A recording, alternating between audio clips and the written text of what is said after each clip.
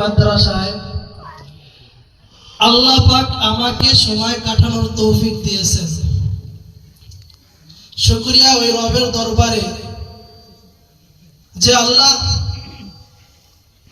School থেকে পড়াশোনা বাদ দিয়া মাদ্রাসায় ভর্তি হয়ে কোরআন হিফজ করার পর আবার কওমি মাদ্রাসায় পড়া, এটা সবার দ্বারা সম্ভব হয় না। অনেক ছাত্র ভাইরা আছে হিফজ পড়ার পর পড়ালেখা ছেড়ে দেয়,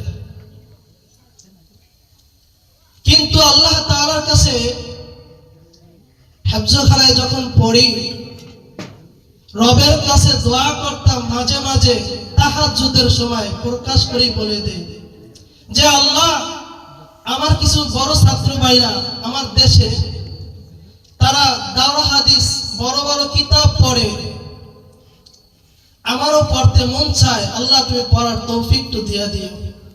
আমিন। আল্লাহ তাআলা আমাকে কবুল করে নিয়েছে, এটা শুকরিয়ার বিষয়। আল্লাহ তাআলা কবুল করছে, শুধু এতটুকু ক্ষান্ত রাখে নাই।